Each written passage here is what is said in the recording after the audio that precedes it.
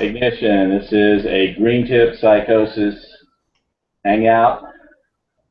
So if you've been hoarding, flipping, tripping, whatever you're doing with green tips, this is the place to be. So we're going to talk about all the crazy stuff people have been doing with green tips, and under the gun of the impending ammo ban.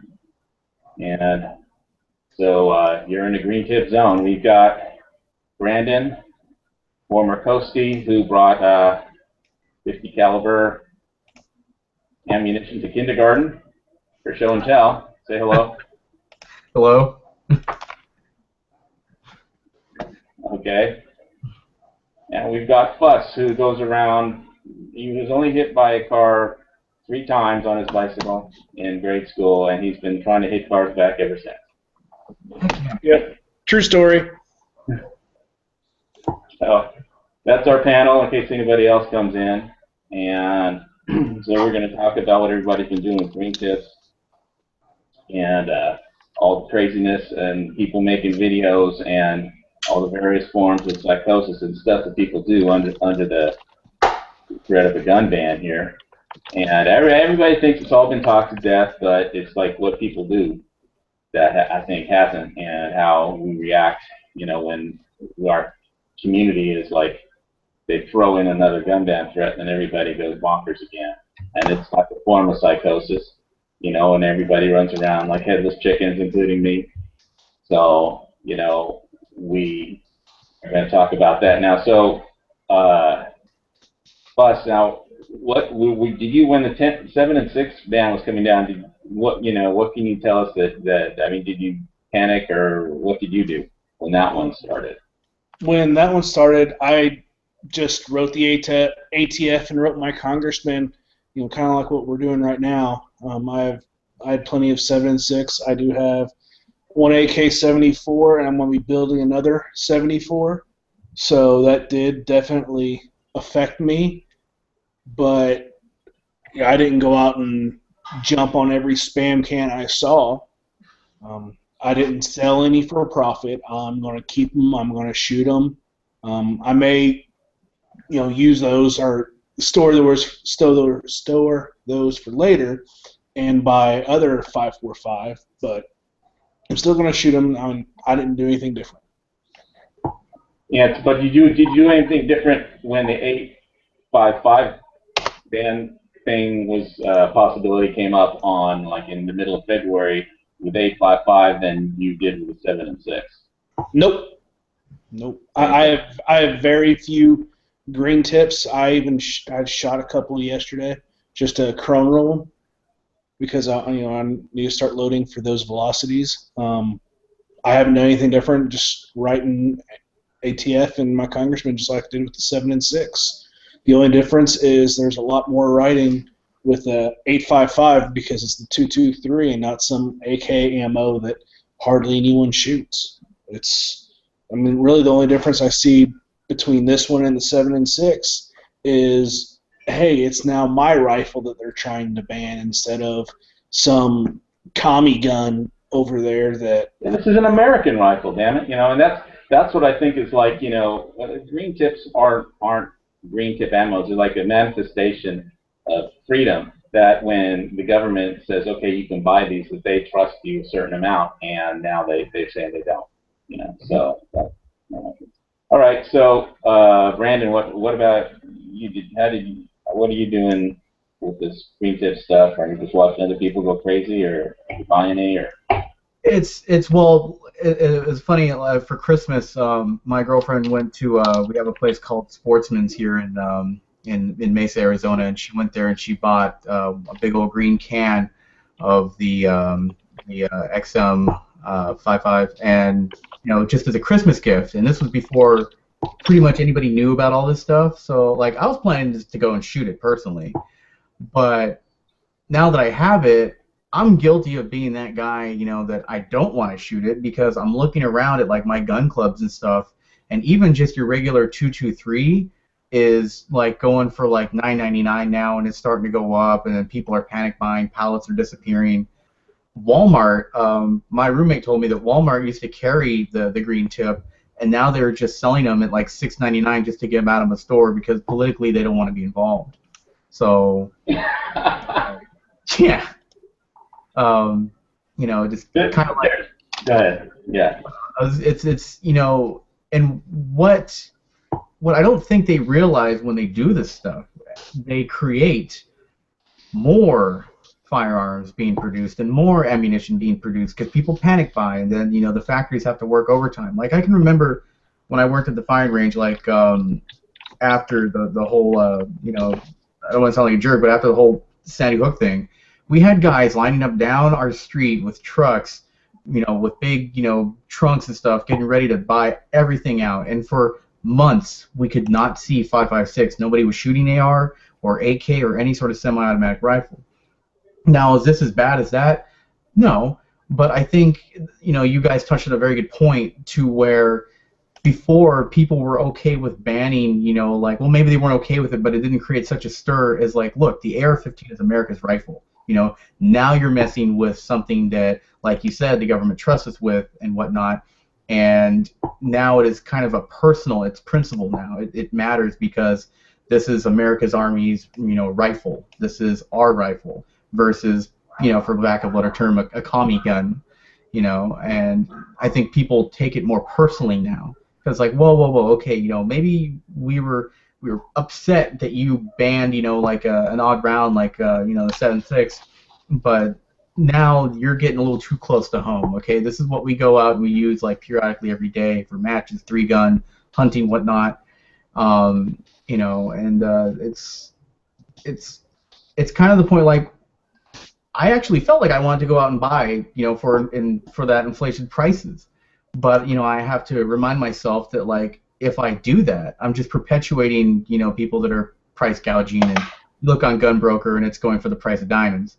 So, you know, it's like, but you're kind of like in a rock and a hard place. Is it the best ammo? No, but is it, like, you know, I think it makes a statement, and I'm not a type of person to take advantage of people selling it at those prices, but it's like, I'm mad at the position they put us in as gun owners, and I think that's what flares me up. So I don't know if that maybe answers some of the questions.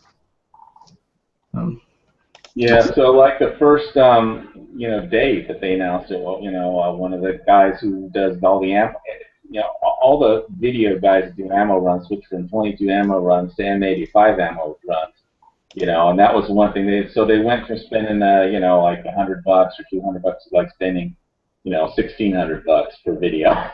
I mean, or 2,000. And one guy bought $7,000 worth of green tips the first day. I mean, and so that's just complete. You know, I'm not saying it's overreaction. We don't know for sure if this ban is going to happen yet. You know, people are making videos say it's already banned, and you know, and it even sure looked like it for a little while. You know, and then at 9, I downloaded the document on the typo where the ATF said, okay, it was all a typo, and that was at 9:52 p.m. on Friday that they created that document. So that's pretty late. It's not quite Saturday. They got it in on a working day, but you know, so they didn't. It put out. It's all a typo. We didn't put them in, and or whatever actually happened, we don't know. But so, and because they had taken off all the exemptions and didn't put in any, and was listing, and it was really confusing.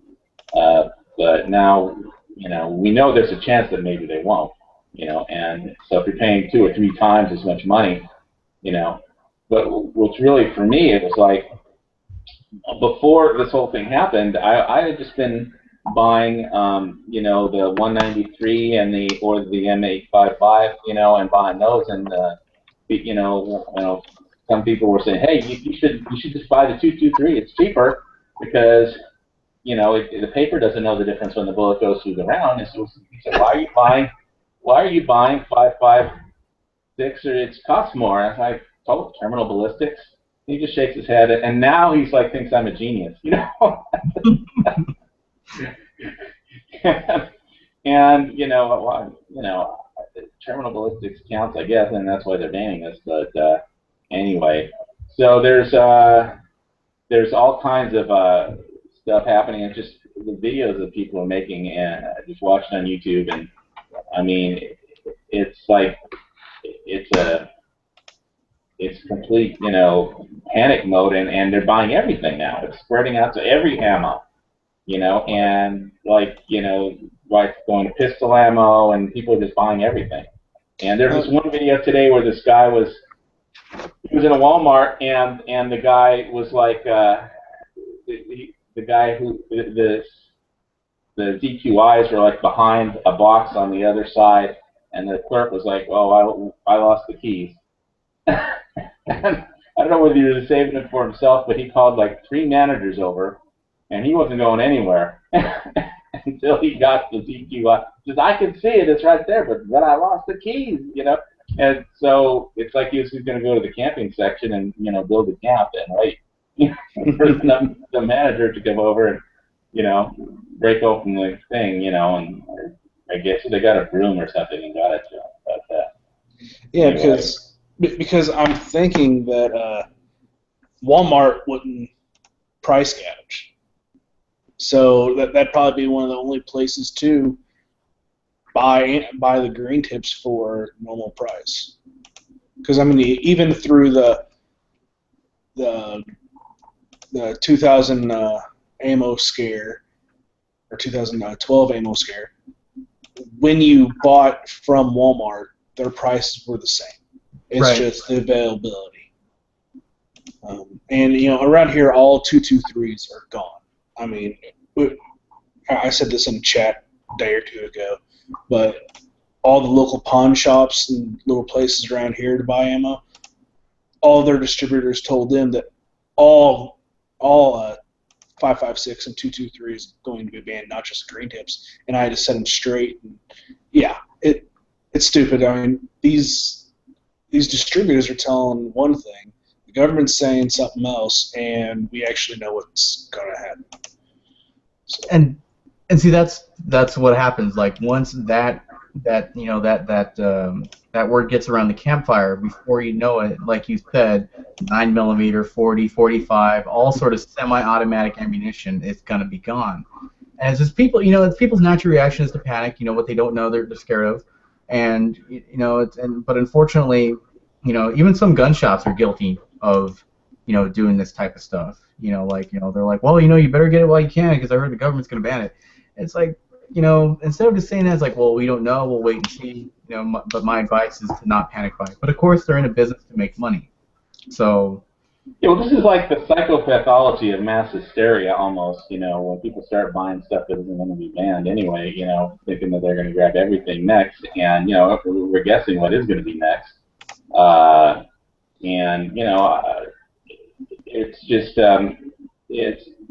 it's like the legal definitions and stuff, it's going to all be settled politically, I think, and I just think that the whole thing it's politics, and the last 2 years of the lame duck presidency has got everybody, everybody's like running around in circles. We're all like headless chickens trying to figure out what's going to happen and preparing for the worst. And everybody wants to have something. And terminal ballistics do matter. So. Well, the whole reason M855 and SS109, I think it is even around is because the military said we want to be able to pierce a Russian's helmet at 600 yards. That's the only reason they have that steel tip in it. They're not more accurate than anything else. They're actually less accurate than most of the 55 grains or any of your match ammo. It's the only thing it has to go is that steel tip to penetrate a little further out. I mean, any level 2 body armor that's out there, heck, a bow and arrow or crossbow will get through a 2A body armor. Right. A knife will get through 2A body armor. What are they going to say? Oh, I can't have my little, 2 or 3 inch blade on me anymore because it can't go through body armor. Don't give me any. During the last scare, the last scare, not this one, there was because in the state of Hawaii here, spear guns are considered fishing implements. According to law, there was a run on spear guns, and somebody was just sentenced to jail for shooting somebody with a spear gun. And they used to sell them at Walmart. They don't sell them at Walmart. You have to go to like, yes, they're like in the back. You know, they have to be spear guns. Have to be like, you know, in a case where you have to ask the clerk or something. It's just, you know. So it's just the whole society is just and we have this weird gun psychosis that, and now we're having ammo psychosis, and I don't know what's going to spread to next, but it's just weird watching everybody, you know, flip out. You know, I'm kind of wondering this. Have you guys seen anything saying if a black powder would go through a 2A vest, like these modern inline muzzle loaders that could take smokeless powder? You're talking about 50 caliber muzzle loaders? Yeah. I haven't seen. I'm sure there's some ballistic tests. I think most of the ballistic tests I've seen are with modern guns. Right, but because I know a friend of mine, his muzzle loader, which because it's a muzzle loader, it's not considered a firearm. It could withstand pressures of smokeless powder, and his velocities equal rifle rounds. So I'm kind of wondering, since that could pierce 2A body armor, and that's not even a firearm. So what the government's doing is absolutely stupid, asinine. They don't know what their hand from their butt. No, I have a book. You know, I could fill a book with what the ATF actually does not know about firearms.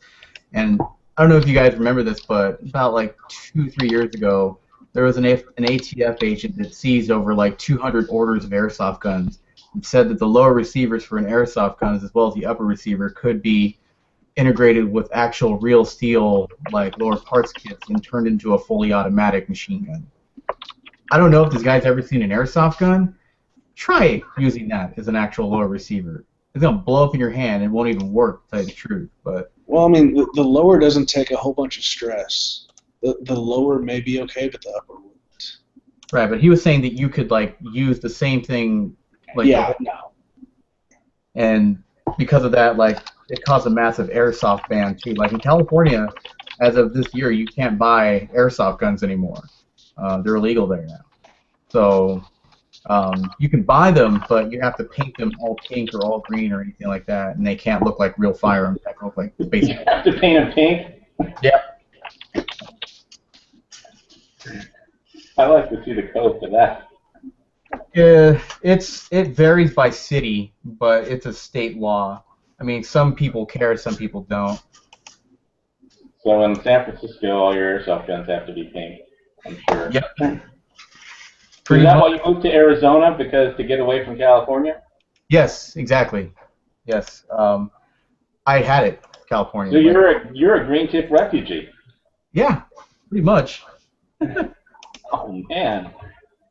Yeah, I hear you. It was so bad, man. Like I couldn't enjoy my hobby without feeling like a criminal. You know, like it. You know, like and it was so funny too. Like, you know, I know we have a discussion here on Green Tip, but I just want to point out something. You felt cool in California when you had a 30-round magazine. You felt like you were the biggest boss in the state. Like you call up your friends, hey, don't tell anybody, but I got a 30-round mag. All your friends come over, what is that? You know, it's like they've never seen it. And you know, especially if you have like, you know, just stuff that you would see in 48 other states. Like people just take this. So the last week, because they actually banned the possession of those magazines or anything over 10 rounds. So the last year at the gun shows, they were selling the beta mags for $800, and people were buying them. Wow. Holy crap. Yeah. Ventura County Gun Show, beta mags were going for $800. So. But could they just drive to Vegas and buy it for like $20 or something? Yeah. Yep. Well, you know, you gotta. This is America. You know, if somebody wants to pay some money for something, and somebody else wants to sell it for something, I mean, who are we to judge them? You know. True. We can laugh at them. I'm not gonna say they can't do it. Yeah, I mean, there's some guy here who I know who he is, and he's got an ad up on selling IMI 855 in Hawaii, and they're you know, he's kind of gouging from what you can see. I know he wanted to sell me in for like, you know, about a third less than he wants now. A few years ago. There's a guy on one of my Facebook groups, 300 M855s for $225 because that's what he has in them. Jeez. And I'm just like, you're going to have that for a long time. Well, yeah, I mean, in Hawaii, that's probably what they go for, you know. Well, at a shop, you know, that's the only place you could really buy here. Walmart doesn't sell a sports authority, and they hardly ever have anything in it. But they had 9mm and 45, but I'm going to head down this week and try and get. I already have an order in with my the next time my local gun shop guy does an order for ammo. That one to get the 77 grain Sierra match IMI. They're not green tips, but you know they're just a 77 grain Sierra match 855 kind of deals that they sell. Those are specifically set up for a 1 in 7 twist on a Tavor. And I think the M85s are set up for like a 1 in 8 twist or 1 in 8.5. Or I don't know exactly what they're perfect for. But basically, 62 and above is best for. I mean, the 1 in 7 twist is best for the 62 grain and above. Right, but each weight has a specific twist rate that it works best with. Right. That is absolutely correct. Right. And really, it's not the weight; it's the length of the projectiles what matters. But normally, a heavier projectile means it's longer. So, but anyway. So now, yeah, I think there's been, you know, this whole green tip psychosis thing. I mean, it's like reaches a point like, do you talk to your green tips? You get them in your ammo case, you know, and do they talk back to you? And how many videos have you done in the last month about green tips? I mean, I think that crossed the line on that one. But I don't know, just what people want to talk about, I guess. And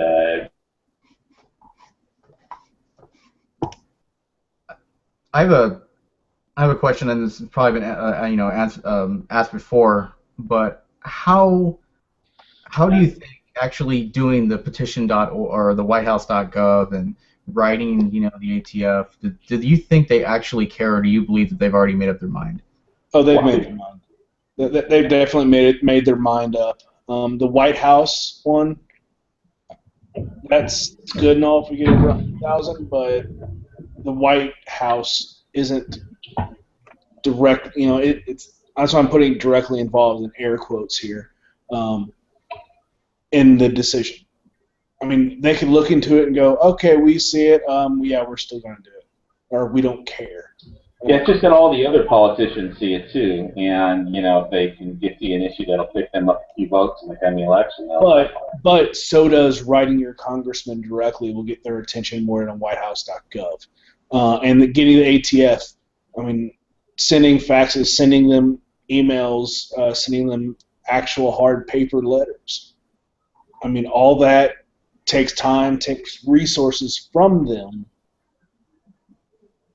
on this topic. I mean, an email is the least, a fax is the second least, an actual hand letter takes the most resources from the ATF, and be like, well, this could be a pain in their side, and may not do it. So, I mean, it's just one of those things. Wishful thinking is what it is.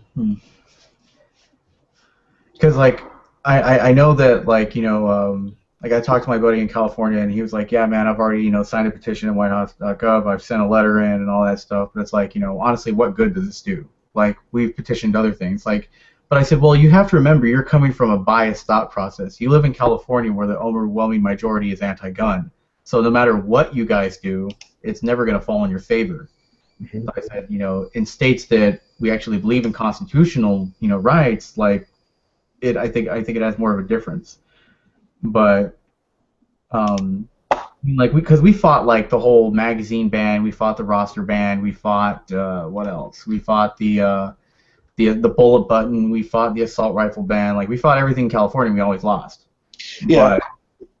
I mean, thinking, I'm not from California, but just looking at them, I could see their, the rationale is like, okay, we fight, we lose, we lose, we lose. Why continue to fight? Which is absolutely the wrong answer.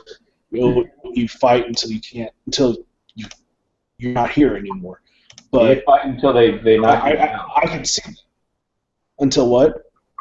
You fight until you're dead, basically, because that's basically those green tips are a manifestation of freedom. It's not the bullets. It's not that they're green. It's that's one freedom that we have, and we don't want to lose our freedom. And it's not really about ammunition. Yeah, exactly. I mean, and that's not madness. That's America. So. I mean, there's Daryl, I said there's politicians in California that, they signed the letter to backbeat from Congress. Not many, but yeah, I felt really weird. I went to the NRAILA action, and then they have, on the NRA site, at political action site, they have a thing for you to you fill in the form and a letter that you could change, and they send it to all your congressmen, and I use them for contact and talk. But I felt weird, because I know our Congress people have like F's from the NRA, but it's like I know they're gonna like look at the letter and throw it in the mark a page on their count and throw it into the shredder, but. Yeah. Okay. Like in those anti-gun states or anti-freedom states, do you just send the normal canned letter, or do you say, hey, this is? I talked about Hawaii hunting. I have a hunting permit. This is why I want to do headshots. I don't want to mess up the meat on the hogs. The wild boar. A lot of it gets donated to charitable institutions that feed the underprivileged kids. All the time at every hunt. Whenever they have one at a military base, that's what happens, and contests, and and that's one way, you talk about local issues. So, I mean, you can use the basic form of the letter, and then make it a little more personal and stuff in case they actually do read it. I mean, if it's one or two, or somebody might actually read it. You never know. Yeah, because I mean, I'm in a very red state. The majority of the politicians are very gun friendly, but if I just send out a form letter, I get an automated response. I sent out a non-form letter and say, hey, I'm a voting member that voted for you this past election cycle. This is how I feel, and I actually got an email directly from my senator to me. So it wasn't just the normal form letter. Yeah, I got an automated reply myself anyway. Yeah, so I mean, having the form letters is cool and all, but if you could always add to them and say, hey, this is someone that voted for you. You are in your office because of people like me. So. And the last thing politicians want to lose is their seats. So. Right. They want to continue to get voted in. And again, like, with the whole California thing, they don't have to worry about losing their seats because, I mean, I hate to say it, but it's true that there's so much corruption in that state that they'll stay in office no matter what. I mean, there was I'm sure you guys have heard about the ghost gun senator. Yeah, with the 50-round magazine clips or whatever it was. The 30-round. Yeah, 30-round magazine clips in half a second. Yeah. That guy, and people listen to him. People listen to that guy. And I'm like, I feel so sorry for those police chiefs in the background that are probably just going like, but that also makes it the question like, are they on board with that too? Are they that dumb? Like that police chief James from San Francisco that said that guns are not defensive weapons. And I was like, what? I don't know what gun you have, but it made me turned around. The only time my guns will ever be used, or hopefully ever be used in a offensive manner, is hunting, and that is it. But about the green tip, I was watching that Young Turks video, and that guy said that it's like you don't need them for hunting. A deer doesn't wear a bulletproof vest. These things are made for one thing, and that's to kill law enforcement. Of course, we want them banned. And I was like, okay, bro. Nobody's ever, FPS, but I don't think in the last 30 years anybody's ever been shot with a well, if from a handgun. Well, the thing is, if that's the case, almost all states, if not all of them, do not allow full metal jackets while hunting. Mm-hmm. Well, guess what? That means if that's the same rationality, hey, guess what? That means that they can take all of the ammo, all the full metal jackets. Then we're going to have to be, shooting hollow points or something like that, and that's not cool. You know what this reminds me of? You remember in the 90s when they had the black talons and they wanted to ban those because they said they're still on page 191 of the latest AATF rights. Are they banned? The black talons? Yeah, there's a couple black tip things that are banned that they had listed.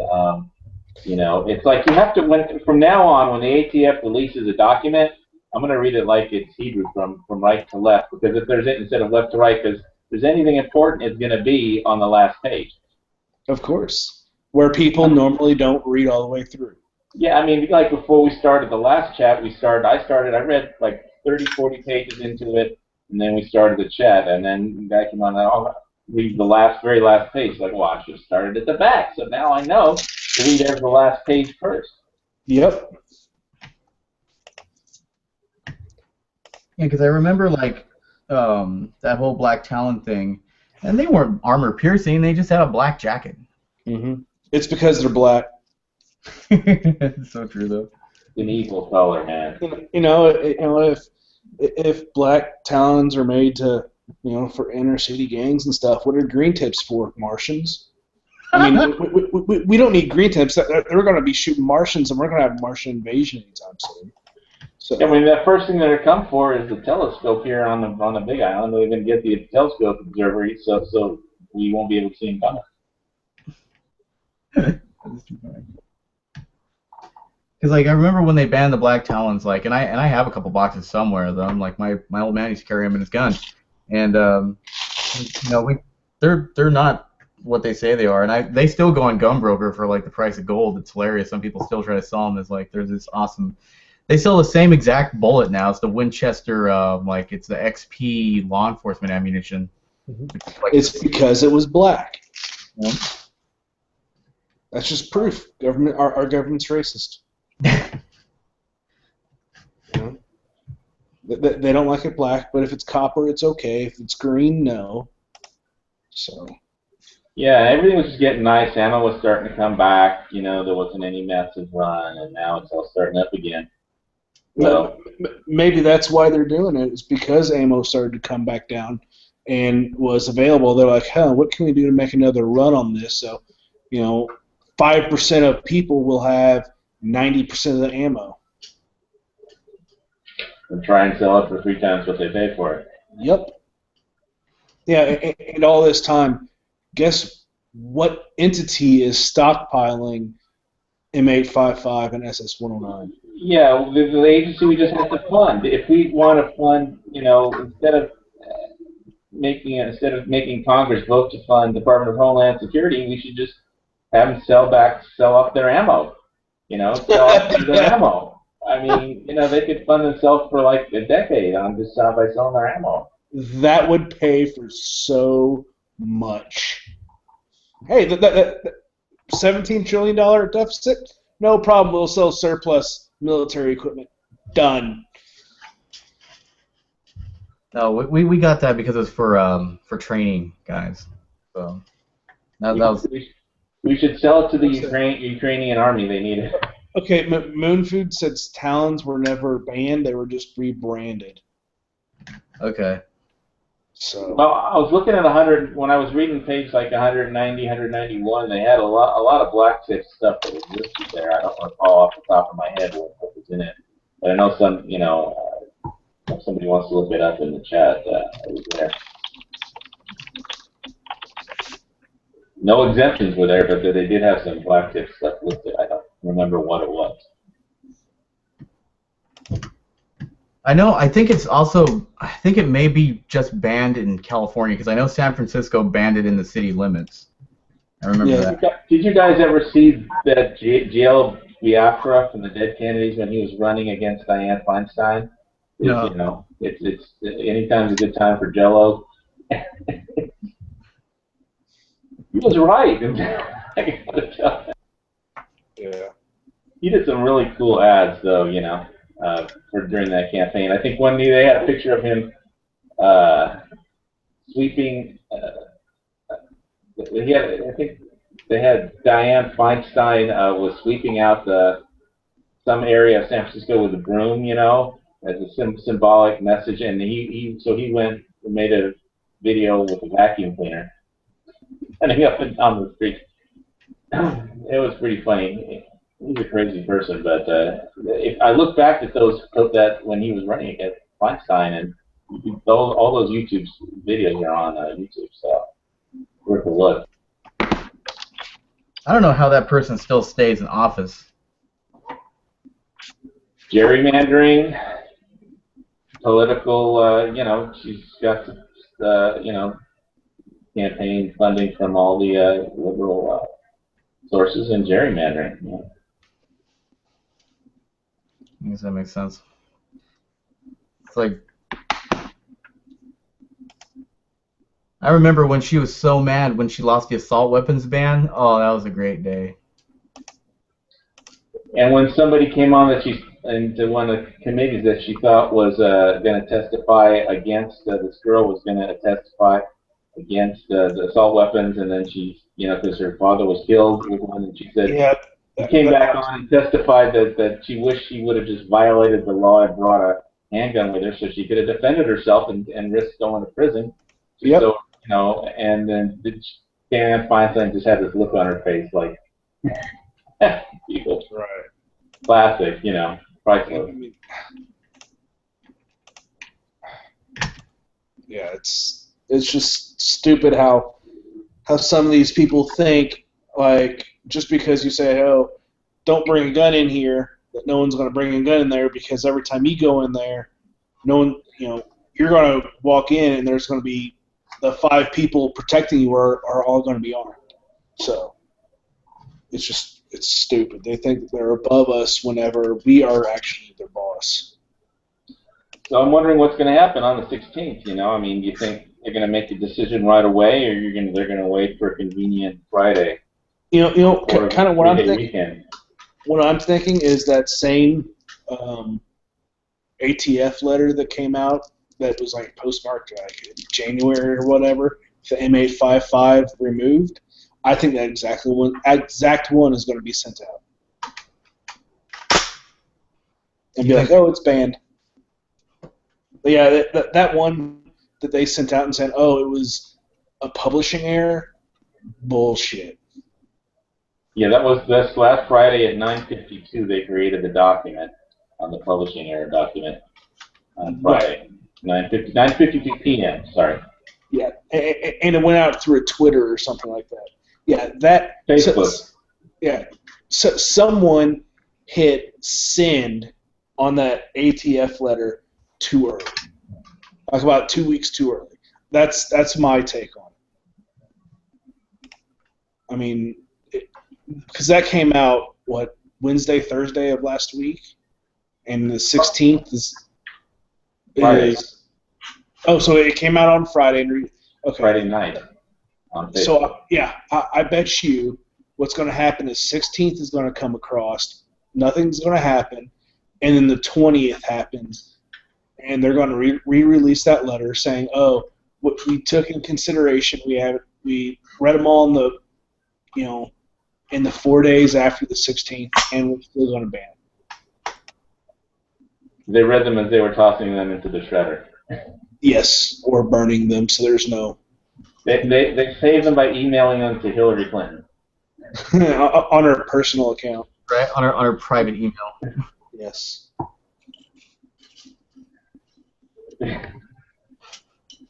I mean, come on. Okay, I have a work email and I have a private email. I kind of know which one I'm using at all times. Wouldn't you? I mean, wouldn't a senator or someone in the State Department, where she was, wouldn't you kind of think, okay, this is my work email, this is my private email. Work email, private email. Come on. She had no idea. She was scissoring with the chip. Oh well.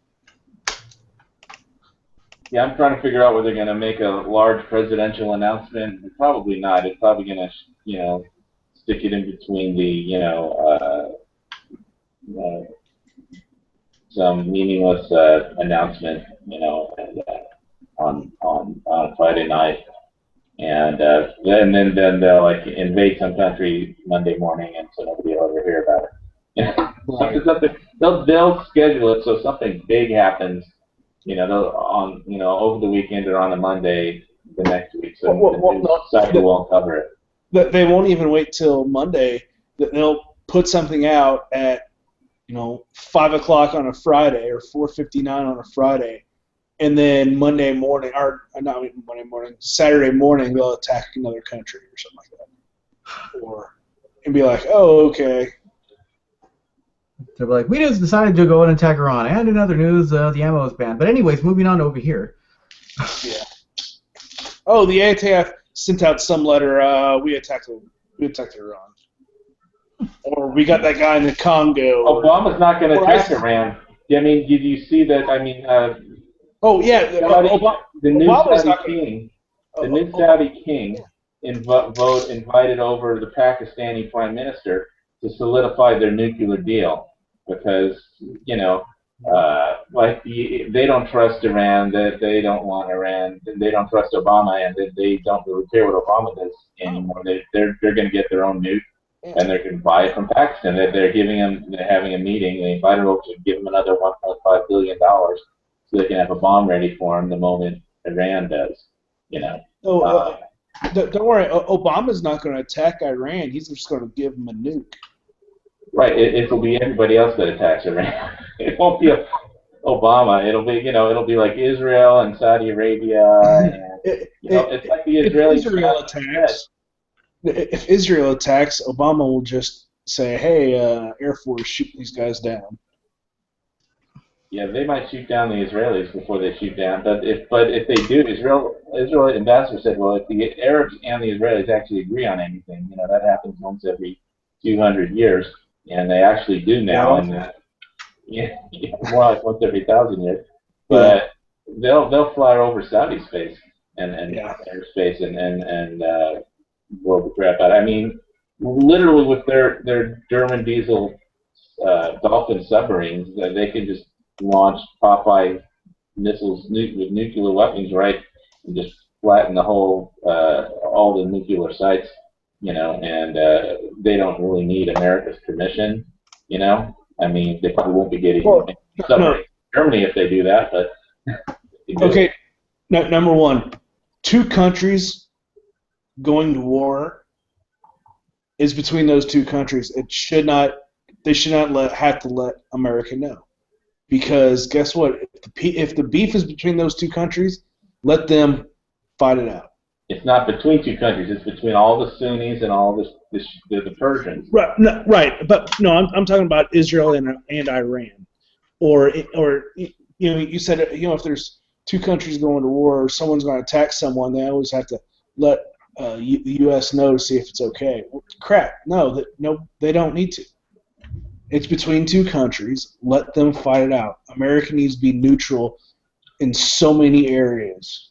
We need to take care of ourselves because, we want people to be like us. That is what we want. The only way for that nobody else wants to be like us. Because they look at our eroding freedoms. They look at our towns that are going to shit. Our infrastructure is gone, or eroding. They just like who they are. They like their own traditions. Yeah, the only. You want to be like in Saudi Arabia. If you want to live in Israel, you want to be like in Israel. Yeah, the only way people will want to change and become like someone else is whenever they look and admire you. The only way people can admire us is if we start looking inside and taking care of our own problems. And once we take care of our own problems inside, then we can start, being a beacon of light again. Well, we are, but the problem is if the entire Middle East goes to war, and that means Iran blocks the Hormuz Straits and the other straits from now that they have Yemen, the Horn of Africa, whatever those straits are called. I mean, that stops oil, that stops shipment, that stops pretty much everything. If they have to get their oil from pipelines, right, that is true. But then, if that happens, we won't be fighting alone. There will be other countries that will get into it. Well, yeah, we'll be the American people have to be the first to it. It really all depends on how good your president is. Because if they would launch an attack without telling Obama, they didn't hear about it. The NSA, but and Obama might call him to say stop, but would anybody really listen? Nobody's. It just we don't have a president that foreign leaders listen to. I mean, the lowest common denominator elected him, and foreign leaders aren't as dumb as the lowest common denominator that voted for him.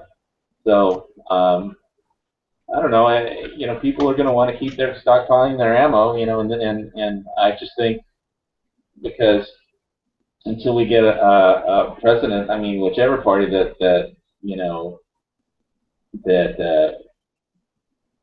people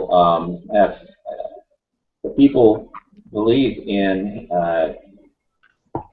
not just it's hard to put into words. People, the American president, it's supposed to be the most powerful, position in the world, and you do lead by, the power of your convictions, and people just don't. I can't quantify what it is about Obama that people don't have faith in, except it's just like I don't think nobody. I think he understands what he thinks the world is like, but everybody else has their actual problems, and they know what their problems really are, and we know what our problems really are, and they know what their problems really are, and I don't think Obama knows what our problems really are. Well, not just him, but his entire government, his party doesn't know what the problems are. That's the bad thing. Whenever your government does not realize what the problems of. I think the entire world is in an Obama psychosis. Yes, they are. It's not just screen tips. It's Obama. We're in an Obama psychosis. Yeah. And we ain't going to get out. There's no, I don't know what drug we can take for the next year and a half or year. We need a countdown clock on gun channels. Countdown for Obama, How many? He's got how many more days? Hold on, let me Google that for you.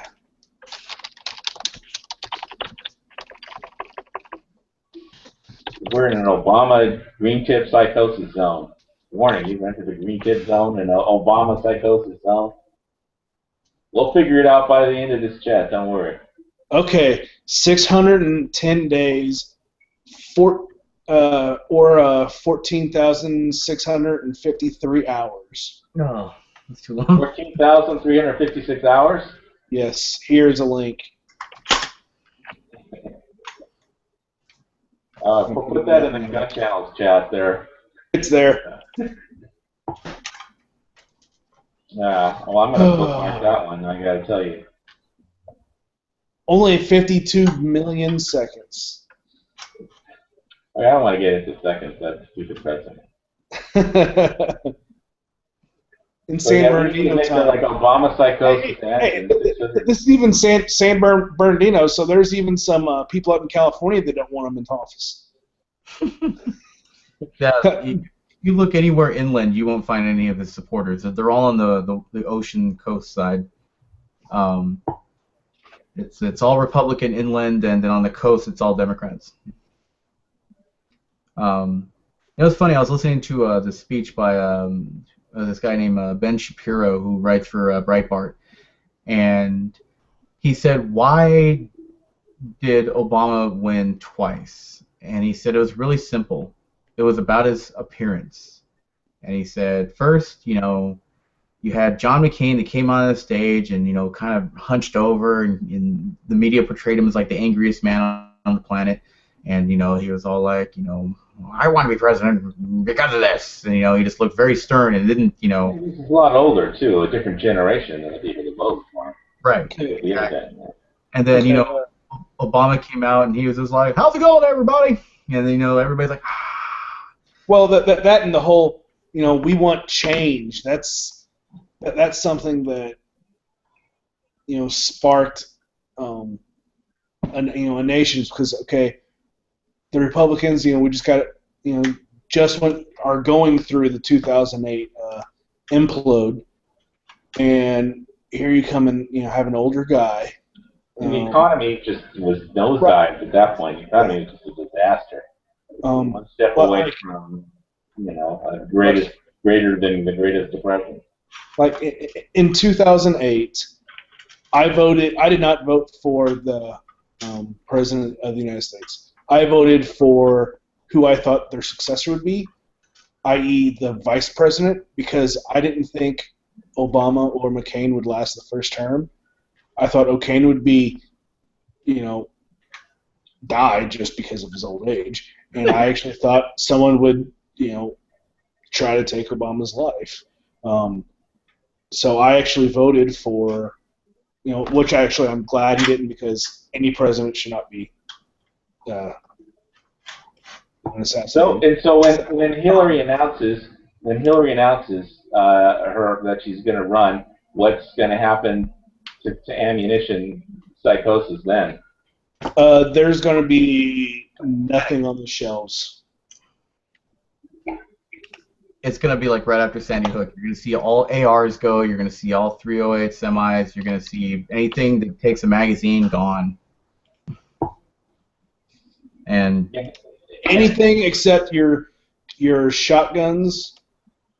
Well, your pump shotguns and single shots. Those are the only things that'll be sitting there. And maybe your revolver. Well, everything else will be gone. I have no problems with revolvers. I mean. Oh, I know. I have no problem with them. I don't own any. I'm thinking about getting a 357. Well, no, I just like semi-autos. I know this guy out here who has another small YouTube channel, and all he really owns are mostly revolvers. He has like tons of them. Yep. Yeah. I'm gonna try and get him on the chat sometime. He works in stock stores, so I don't know if he wants to do it. It'd have to be a late night gun revolver chat or something like that. I'll talk to him about it. I mean, there's got to be a lot of people on gun channels that like revolvers. Oh, there's a lot of people. I never got into them. I just, like, the first gun I ever shot was a Beretta when I was like 6 years old, and my dad took me to the range. I just never. I've shot a revolver once or twice in my life. I kind of want to get a small, like an air light, like a LCR or something for 357, just to carry when I'm working out or something like that. I mean, whenever I saw Reed Hendricks, his last video about how he carries whenever he works out and stuff, that I was just like, oh, that's awesome. I need to get me something small like that. That guy's awesome. Yeah. That's a smart dude. So how do people prepare for the Hillary Clinton announcement date, and when will the Hillary Clinton announcement date be? Do we start? Do we start hoarding stuff now, or buying stuff to flip, or what? All I gotta say is, when you have money and you see a good price, do it. It's whenever she said. Oh, you just crashed. I think he was gonna say whenever you see something at like a great price, buy it, because you're gonna see that same thing later, but it's gonna be like Sorry about that. $400 more. Yeah, I mean, sorry about that. I refreshed this one. It's okay. It's Hillary. So she crashed you as soon as you said her name. Yeah. NSA crashed my. It's awesome. No, but just, whenever she says, "Hey, I'm running," all the ammo is going to be gone. Just like in 2008, whenever Obama said, "Hey, I'm running," it's all gone. I mean, every 4 years there's a run on ammo. All they have to do is put her face up on TV, and buy ammo now, or buy a gun quick. One bad thing about the upcoming elections is after the next election cycle, I don't know how many TVs are going to be left, because having that much ugly on your TV screen, everyone's going to be punching their damn TV screen to get it away from them, because that's a whole bunch of ugly. Well, if the TVs survive Piers Morgan, then they can survive Hillary. I mean, people must have wanted to just trash their TV watching his show.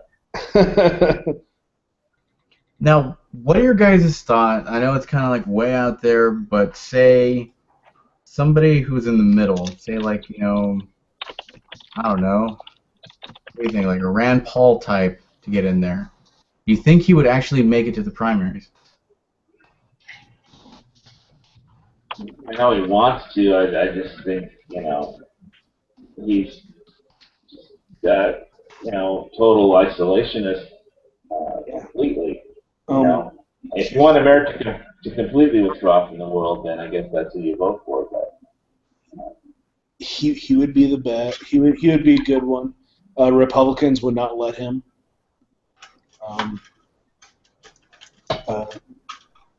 There's a couple other good ones out there, but they're just not going to get the nomination. I mean, if it's another Bush or Clinton.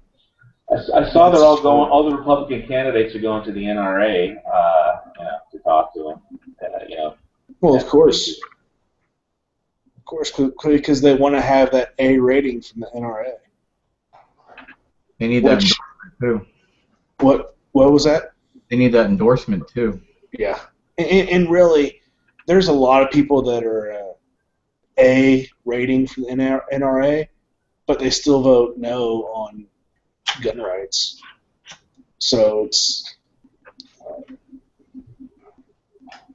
Well, you just posted it internally. I was watching CPAC or whatever, and Circle of Action Committee, and one of the NRA people was talking to some lady, and she said, "Well, Hillary Clinton is on everywhere. We have the Clinton News Network. You have All About Clinton. And what was NBC?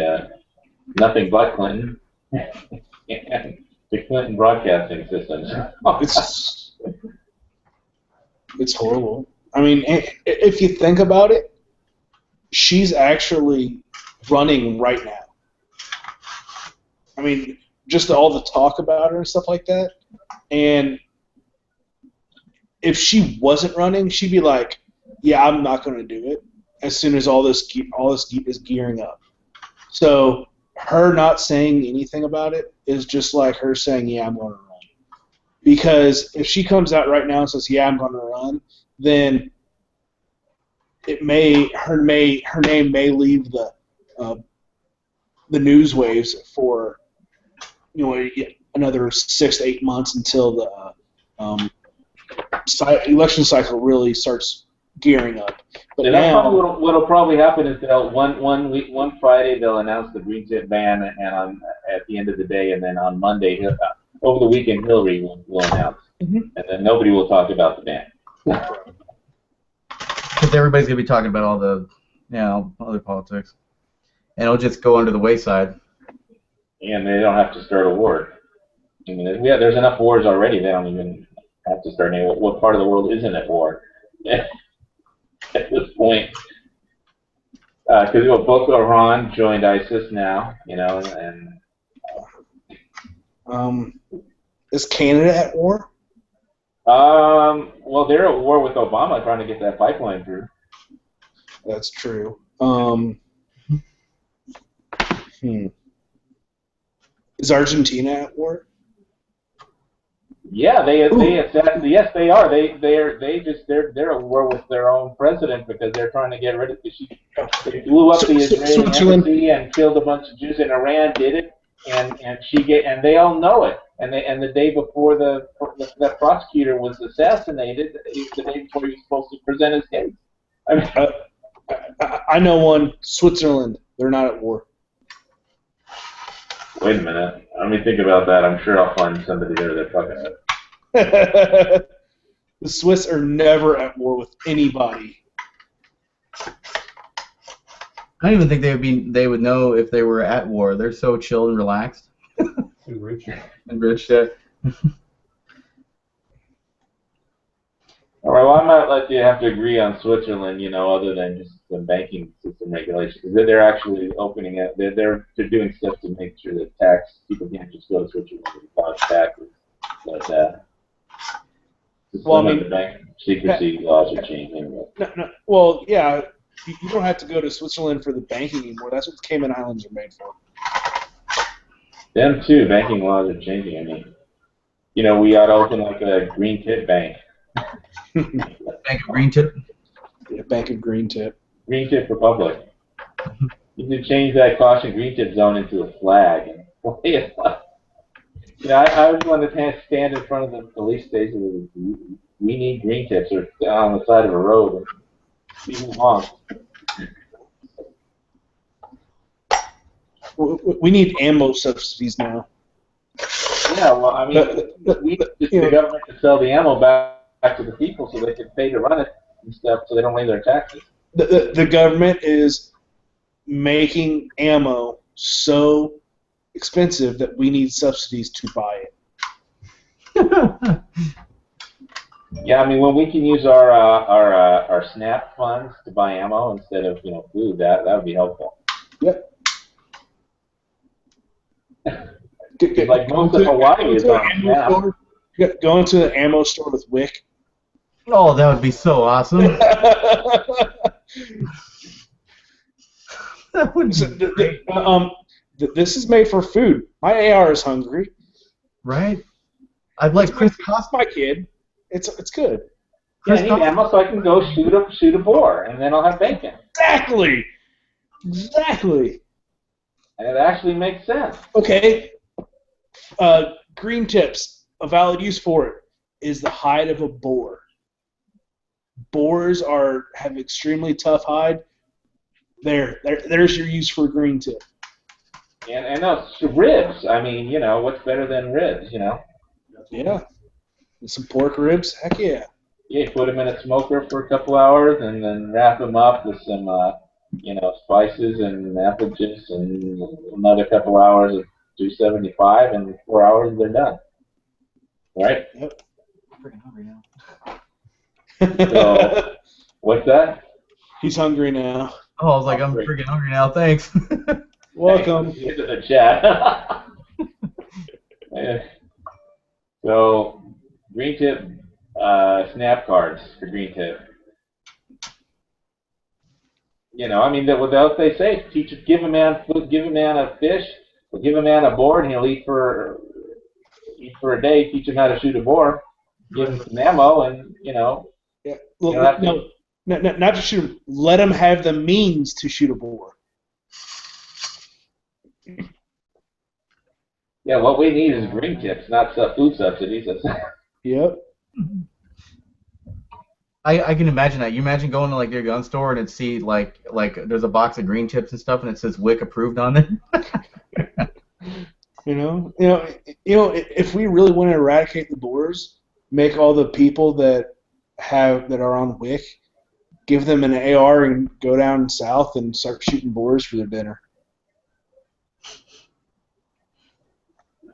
Right here, that we'd lose money because people just get lost in the rainforest and fall into a volcano crevice or something.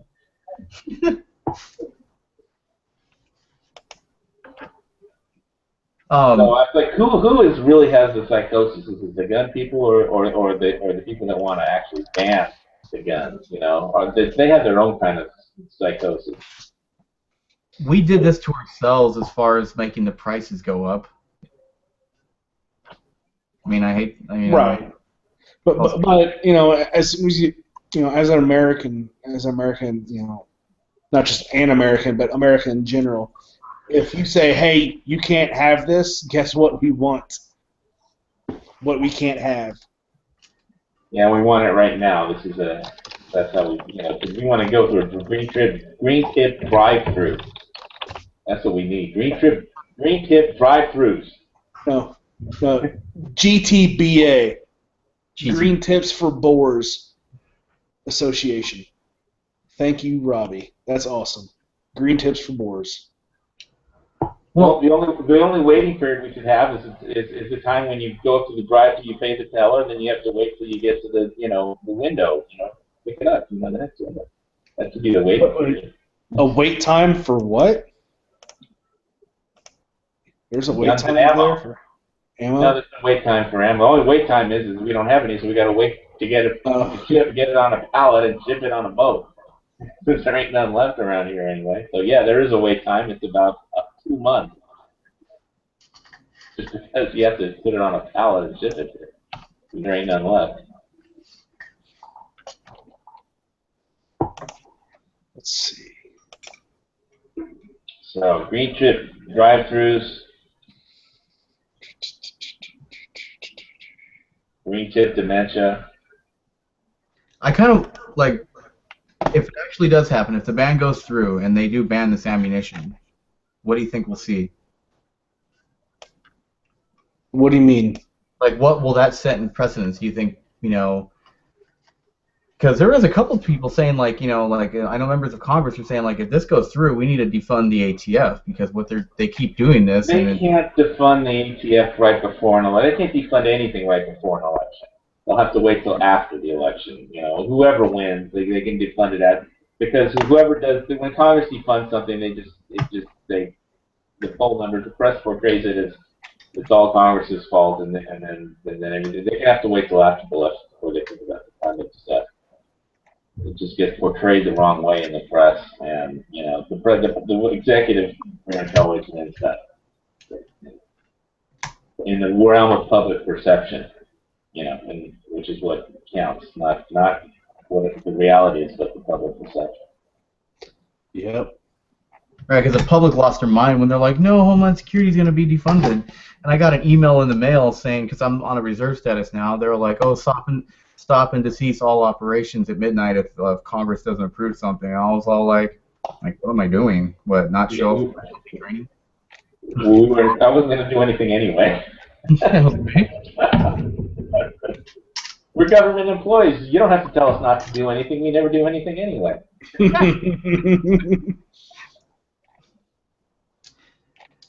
That's like just sending, it's like redundant, telling others not to do anything. It's funny, like down at the Border Patrol, they're saying like, oh, like, they need to stop deporting people. It's like, well, they don't do it anyway, so just do what they're doing?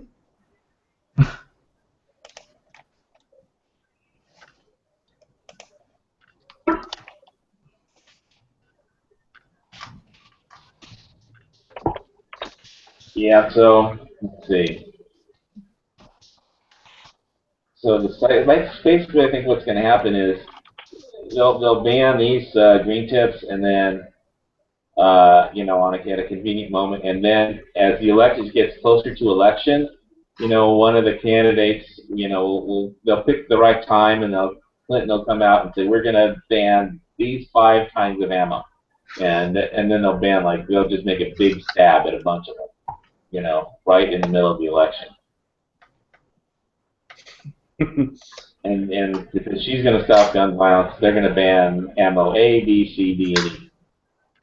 Oh yeah, because I mean, also while we're on it, let's ban 7.62. Nobody needs that type of stuff either. Yeah, that's the evil. And what's really weird about the 7.62 is that if you listen to them when they're complaining about the Russians in Ukraine, they're saying, oh, the Ukrainian army, all those poor guys have are AK-47s, those old, useless rifles, and of course the Russians have AK-74s.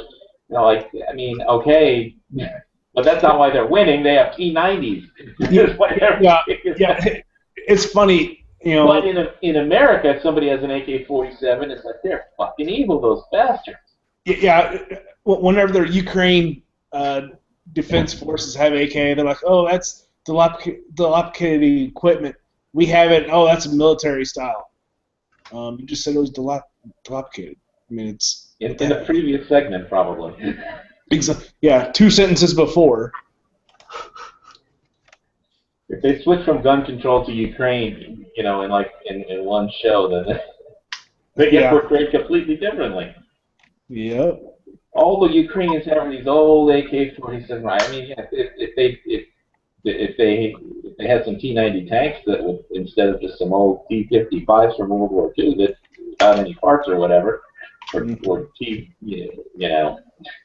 they don't have T-90s, and they don't have Russian jet cover, and they don't have guided drones and radar-guided artillery and all the other stuff the Russians brought in there, and anti-aircraft.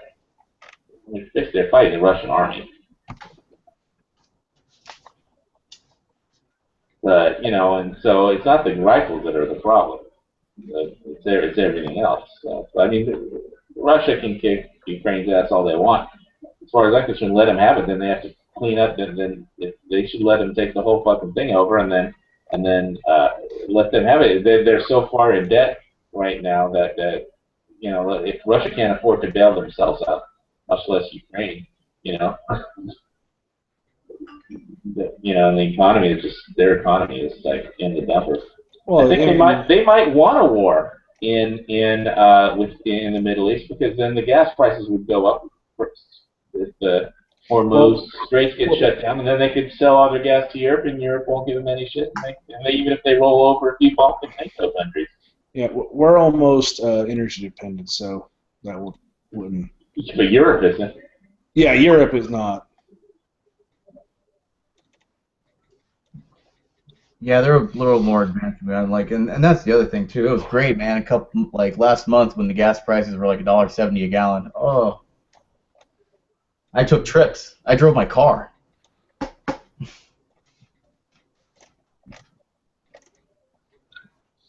You go how far? I went to the store. Buy some ammo. I went to go buy ammo. I went to the gun store instead of taking walking down there. Yeah, luckily for me, I am like 2 blocks from the gun store. So. Yeah. He drove to the gun store instead of riding his bike. Yep. Oh, that'd be dangerous. If I lived like a block from the gun store, I don't think I'd probably have money. You'd be a homeless man. Yeah. My roommate's like, yeah, I would be a homeless man. So. No, you'd live with your roommate. He'd be paying all the bills. That's true. I would have all the new stuff. I would probably have to live under H&K instruction booklets. So. The cardboard box. You make your cardboard box out of the boxes of your rifles. Right. Man, his house looks like an advertisement for Daniel Defense. Well, no, it's not just Daniel Defense. There's Colt on there too. Right. Yeah, just set up your homeless shelter in back of the gun store. Mm-hmm. And then apply for WIC. And then what? apply for WIC for your food. Exactly. I have an addiction.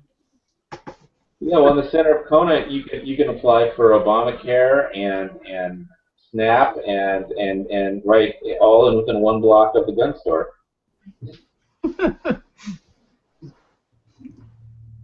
You know what's funny? There was this thing. It was on Facebook. Some guy was like painting regular 5.56 rounds to look like the green tips, and I was like, I wonder if people have done that. And sell them in bulk. I bet you there's people who have done that and have gotten a lot of money from them. Because if you think about it, the majority of people don't know any difference. Right. So.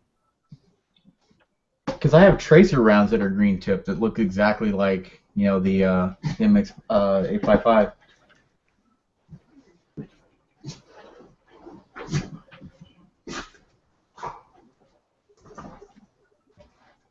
All right, so let's see. We've covered green tip, all the stuff that people are doing. I mean, what is the strangest thing you've seen happen during an ammo panic?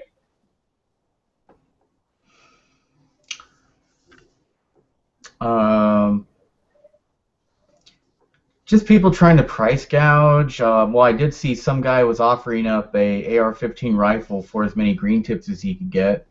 It was an M&P 15. It was on Mesa Gun Traders, which is on our Facebook page here, and he's like, "Yeah, I'm looking for green tip. I got an AR-15 rifle for trade," and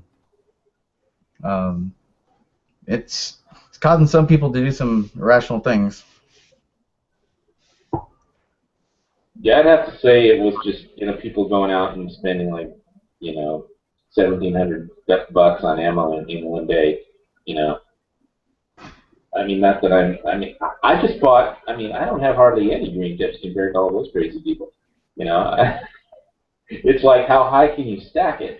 And just all the ammo. They're fun to watch. I mean, I love those guys. The Ammo Mafia, but Yeah.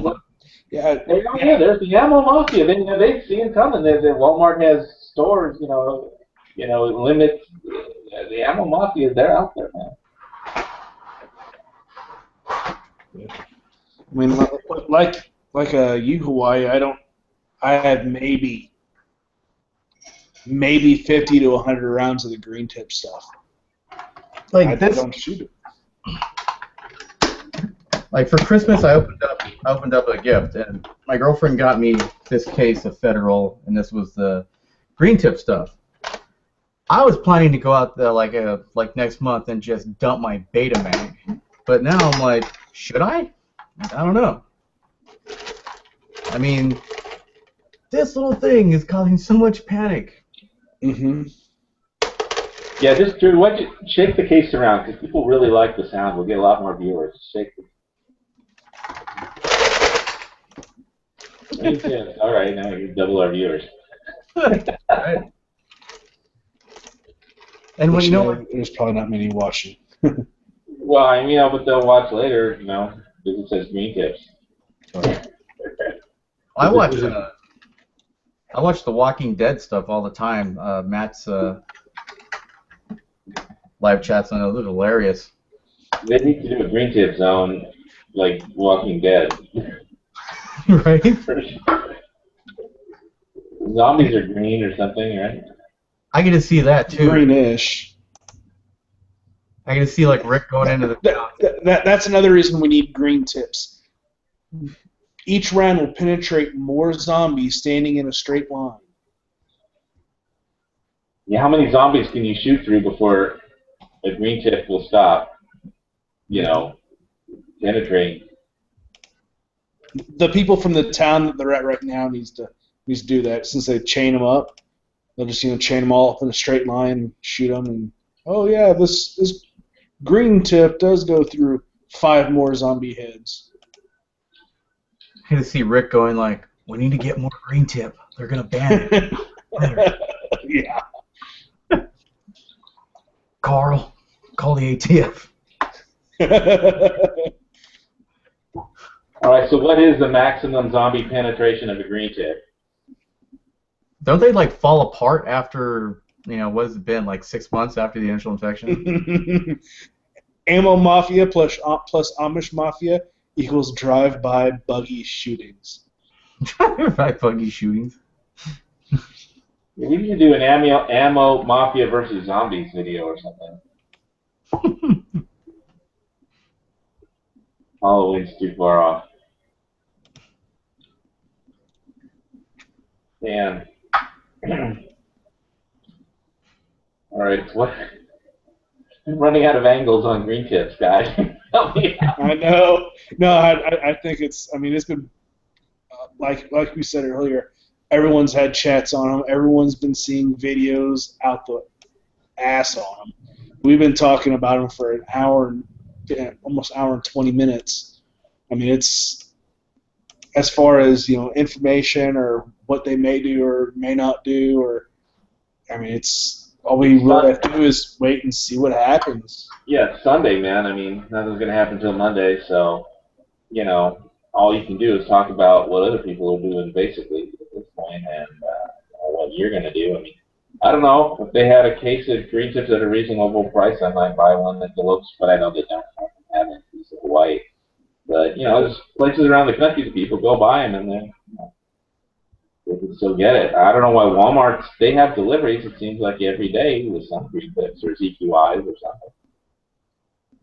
Well, they have people waiting out, with trucks early in the morning for them to get their deliveries. And I remember, like, after that whole, ammo scare, I would go to Walmart, and I was like, maybe I'll pick up a box of 9mm.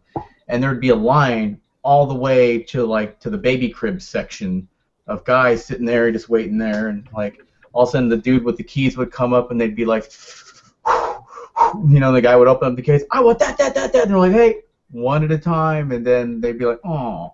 So then the guy would give them a box, and you're only allowed to buy one per customer. And so then what people would do is they would have all their buddies and stuff come, and then he would pay them to get one box, and just, man, I don't want to see that anymore. But unfortunately, it's when I grew up as a kid, we had this next door neighbors, and they had 9 daughters. I could just see what they would do. They'd you'd show up. He would probably just show up. He was a guard, and he could probably just an armed guard. He could just show up with his 9 daughters behind him, and everybody would buy a box. I mean, it's just I'm wondering what it would be, like if there's a real panic, people just rush to the stores. We really don't need to see what a real panic was because we've already seen a real panic. Well, we've seen real panics with the rule of law, so okay. If rule of law ever stopped, Walmart would be the last place I would go. Oh yeah, I can tell you what it's like in Walmart right before hurricane. Or for us, no. In Hawaii, the penultimate disaster, shit hits the fan, is a hurricane. And when I just driving by Walmart before a hurricane, everybody goes to Walmart, and they're out of everything, And I went, so I just drove by. I went to the Safeway, and there wasn't anybody there. I could buy. They had Spam, they had everything, but everybody just rushes Walmart, And so it's like a shit hits the fan panic. And yeah, for ammo, if there wasn't rule of law, I mean, I don't know. It's different on the mainland, I guess. On an island, I would definitely, store up quite a bit of ammo because, without rule of law, what you have is what you have. It's not like, I'll be able to wander through the next 8 or 9 counties looking for ammo. You guys have what you have. There's not going to be any more ships coming to you. So on the mainland, without the rule of law, where do you go for ammo? You just got it. Same thing though. You have what you have, right? We have what we have, but there's a lot more places to get the ammo. I mean, there's still ammo manufacturing places. There's still places to get lead to make your own. There's still there's still components out there, but Hawaii being islands, you only have what you have. It's not. You can't go a state over where into a sparser population and still go into a house that's been not used for 4 or 5 months. I mean, and find a box of 22 or a box of 9mm in someone's drawer. For what you have is what you have on that island. Yeah, and the worst part is that there's this one belt road around the island, so if you go anywhere, the police can stop and there's a law that says they can, but if there isn't, if they just ignore it, if they specifically pass the law that you can't seize people's guns or ammo during a natural disaster or something like that. But I mean, if there's no rule of law and the police just say, "Do you have any guns?" and then they can find it, then So it's, go ahead. Sorry. You froze. Sorry. No, I was reading. Sorry. I totally forgot what I was going to say. Sorry. Sorry. I have the chat going on, and I was reading the chat, and I, squinted to read the chat, and then I lost my train of thought. What do you think? It could happen. We both know it could. What if the ATF were eventually to come out and say, "Hey, look," and say the green tip went away. Say, this has been like 3 years down the line. Okay, guys. Well, we understand, that you guys enjoy using the rifles. We're all okay with that. How would you guys just be acceptable, just using 223? We don't really see any reason you guys, to have 5.56. 223 is basically the same thing. What do you think that would spark if they wanted to get rid of the 5.56 round? That's just like saying, you could have 124 or 115 grain 9mm, not 124 grain, or a plus P or something. It's a different variation. That's absolutely stupid. But that's something that they would do, though. I could definitely see that. Like they before you know it, again, You give an inch, they'll fucking take a mile. Exactly. Yeah, if you give an inch, they're gonna take a mile, and that's why we're all worried about this. That's why this is so important. And yeah, because they're not. It's not about, like I said, it's a physical manifestation of freedom that they're chipping away at. It's not. Well, if you think about it, we're already past, giving them an inch. You gave them an inch on the 7 and 6, and their mile is the green tip. Oh, no, yeah. So it's already past that. So, I mean, this is the mile part. So, well, if they did that, I would guess people would start smelting their own bullets, I guess, really. I've been smelting bullets. Let's see, I actually bought. I bought all the dies to swage bullets before the 2012 debacle. I've been making my own AR-15 projectiles for years. I have 3,000 or 4,000 loaded upstairs. I probably have. All right, don't tell us. You better not tell 5,000. us. We don't want people to raid your house. No, just projectiles. I have 4,000 or 5,000 projectiles too. So, and then I have, all I need is for my projectiles is a little bit of lead and 22 cases. So I got right here on the wall. That is true. Gray Man said the inch was taken in 1934. Yeah, I was concerned about the NFA laws. Something, I think G-Webs was saying something about that, that's when gun control initially started. Oh, absolutely. So but okay, how bad during the last ammo scare? This one, I mean, the last one there was a run on reloading stuff too, and it was all gone. That was after you couldn't get ammo because people are like, well, I can't get ammo, I'm just going to reload. And then everyone out bought presses, bought dyes, bought primers. I mean, primers were going crazy. Powder, you still can't find pistol powder in some areas.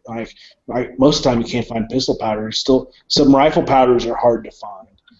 I mean, the powder thing still is out there.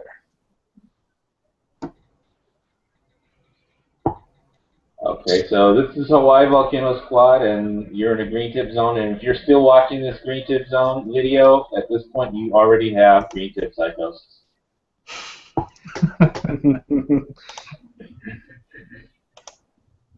So let's continue on for another hour. Another hour. All right. So, but in this one, is there a reloading panic now too? Breast panic on reloading? I have not seen. I've not seen anything because usually reloaders know what's going on, at least with their individual cartridge that they do reload for. So they'd be like, well, I don't shoot, or I don't reload green tips, so no big deal. That's kind of what my thought would be about it. Real quick, I just wanted to bring up something. I was watching that Young Turks video about him talking about like the green tip ammo and stuff. And I also think right now, and I've seen this before when I worked at the firing range, there are gun owners that they love guns, but they don't like the black guns, so to speak. You know, they don't see. FUDs.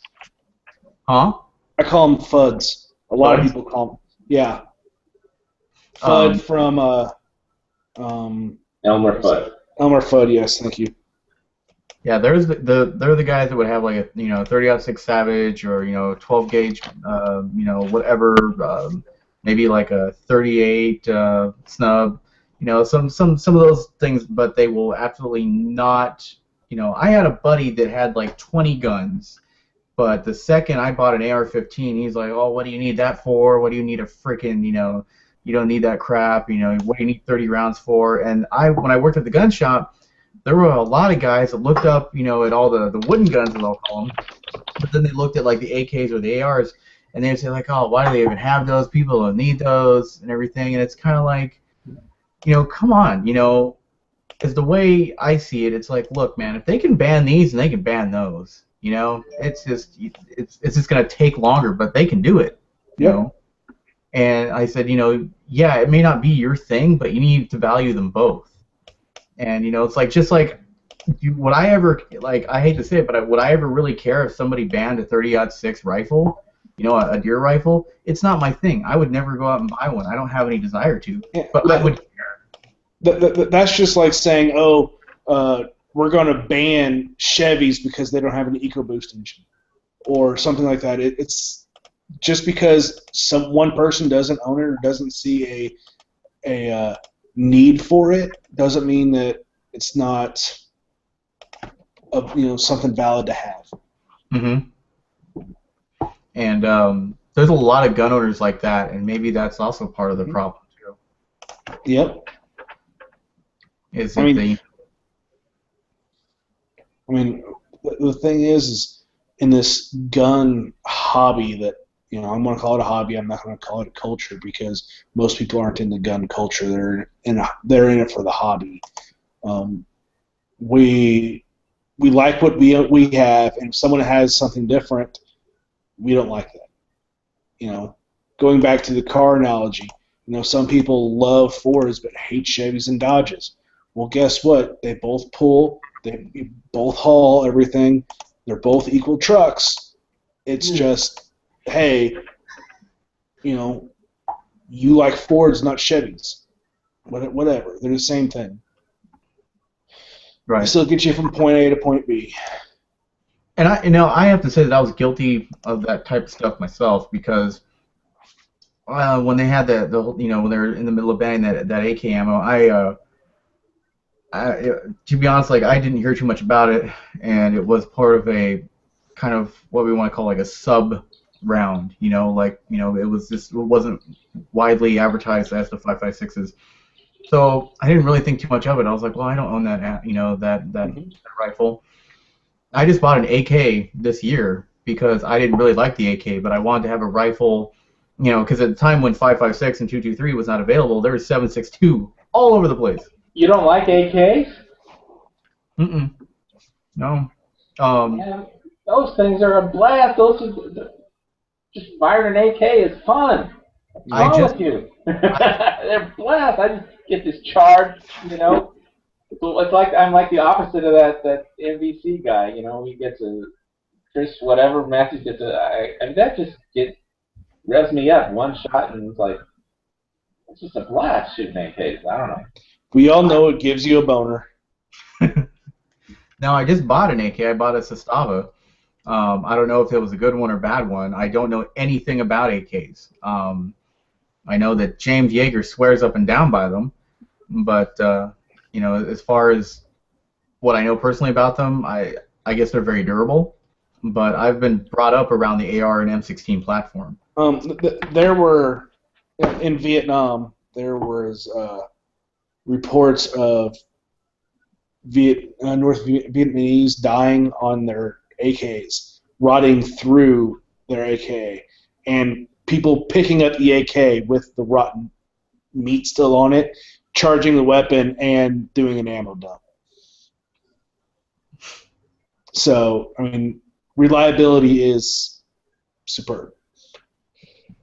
Now, is that for all makers of AKs? Pretty much all. Yeah, those are Chinese AKs. All the dimensions, Russian, Chinese AKs.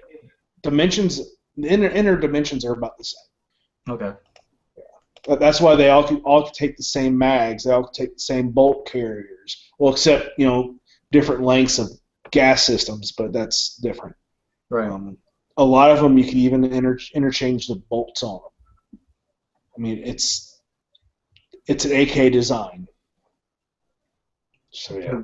I went over to my gun store and they had like 4 AKs on a shelf, and because we can't have AKs in California, so I moved to Arizona. I was like, okay, cool. I'm finally gonna buy one. Whatever. It was like $500. It was the Century Arms Zastava. Wasserton. Oh, Zastava. Okay. He said it was a really good rifle for the price, so I said, yeah, sure, why not? I haven't ever owned an AK, and I hear it's all the noise, so I went out and shot it. It was a blast. I had a great time. But you become attached to certain things you like, and I don't know if I like the AR platform because I was brought up around it and I'm familiar with it, or if it's just more iconic. Maybe I'm guilty of that. I don't know. I think it's iconic depending on where you live in the world. Sure.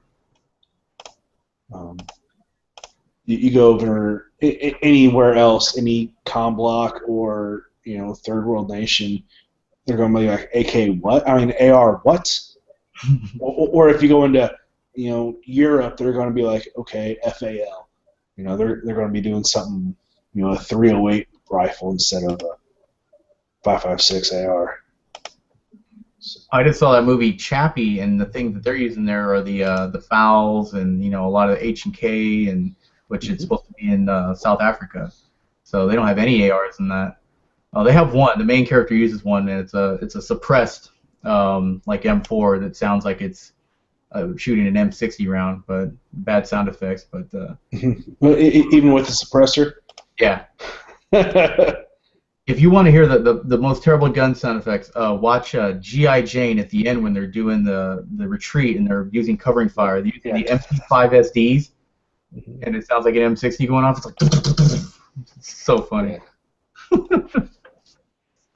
But no, and I felt bad that I didn't sign any petitions and stuff like that, and I kind of was guilty of being like one of those gun owners that like, well, if I didn't like it, then I didn't really have a problem with it.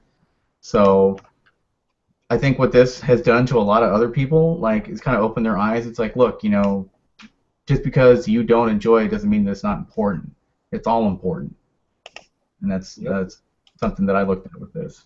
Every round, every gun, they're all there for a reason. Even the prototypes that never make it commercially, they're still valuable in their own right. Right. I mean, no matter what. I mean, someone's, oh, I'm going to go out and make a shotgun out of some tubing from my backyard and putting it in a wood stock. That's still valuable. You should pitch this idea to G-Webs. Make a patch, hashtag every round matters, and it's a little thing with a green tip on it. Because he's had the brace What's wrong with my green tip zone thing? Ah. I like that too. Is there patches yet? I haven't seen any. No, it's probably not patches. I probably just thought of it recently. No, I just made that in like 3 minutes on Paint, Microsoft Paint. Made a triangle, made it yellow, flipped it around, and with caution, green tip zone, and made the green tip green. I mean, it took 3 minutes. Yes. But I guess it'd be a good patch. It depends if they ban it or not. We'll have to, before we make any patches, we'll have to see what happens. By the time we made them, it'll either be banned or not. So I mean, what are they going to be? What if the green tip's going to sell for? I mean, FFLs can't sell them, but private citizens can after the ban. I mean, they're going to sell for like ridiculous prices probably if they get banned. Can you imagine that, getting a tax stamp to buy green tip? No, okay, I'm going to send an internal to you. We need to make these instead of shotgun shells. I know. Oh, wow, that's long. That's like a 1 billion page link. Yeah, it's a Google.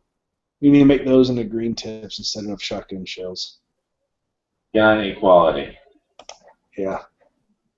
Here's what I'll put it out in the other chat. We could do a screen Wow, that's share. really long. Yeah. There's too many images. Oh, wow, okay. Oh, that's cool. A minute. Ammo equality? Yep. There's even one for bacon equality and everything else. Here, I'll share it. I'll do a screen share.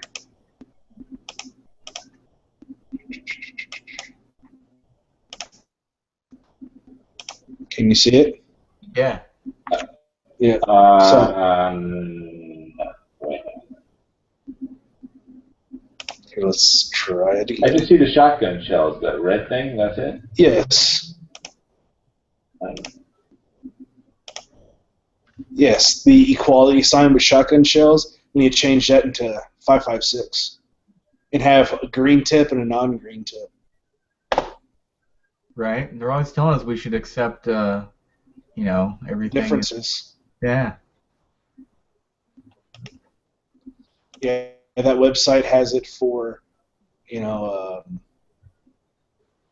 with AK mags, AR and AK. That's kind of cool. Yeah, artwork is like you have to go for the lowest common denominator. It's like with your pitch, it's like that's why I went with a frame, because everybody can understand what you're trying to, and they see that on their traffic sign. So.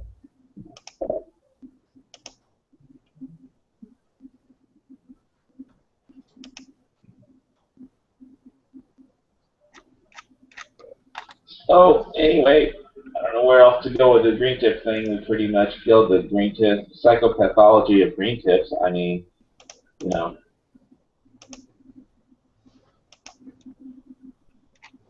I thought we killed it in the last chat.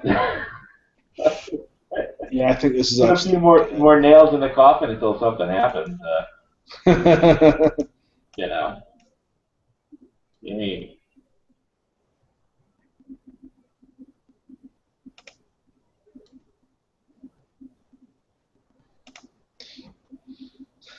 So are we out of stuff to talk about, or what? I kind of am. All right. Brandon? I don't know, have you guys heard of the Senate bill that's rushing through our stuff in Arizona to nullify the NFA laws?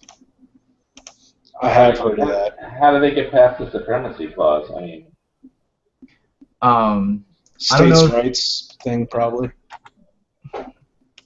It's on its way to the governor's desk. It's made it through every sort of public safety committee and everything they got, every Senate, and it's sponsored by Kelly Ward of Lake Havasu, and she said that the federal government should not have any say over what type of firearms residents of Arizona can purchase. And so, if this were to pass, hypothetically, going in and buying a suppressor, machine gun, short barreled, any other weapon would just be as simple as buying your 870 at Big Five.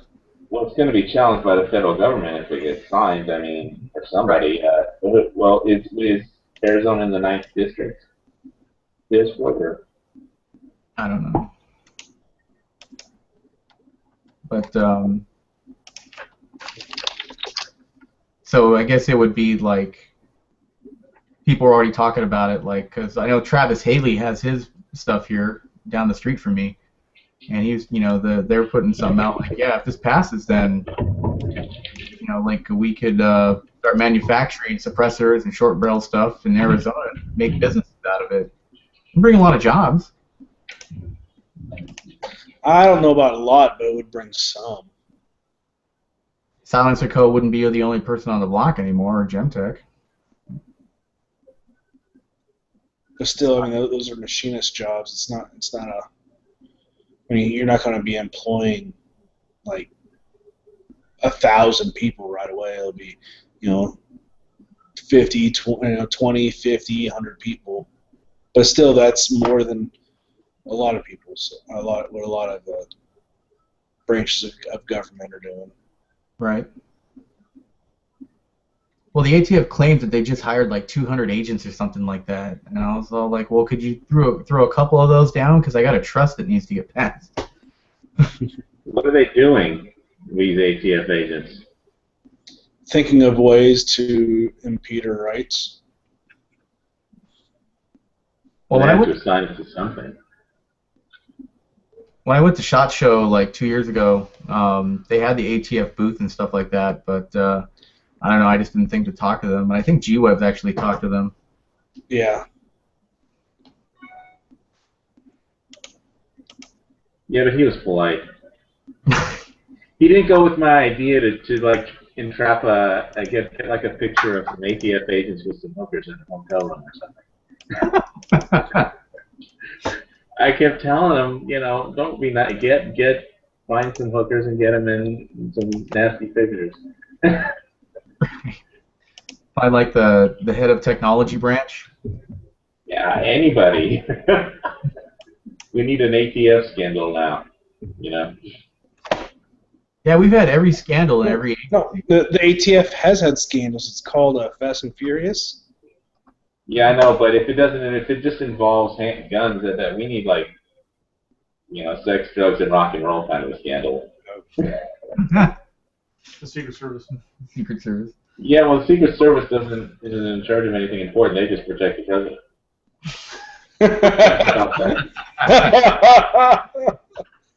Wow. All right, so checking cow guns in gun law anywhere.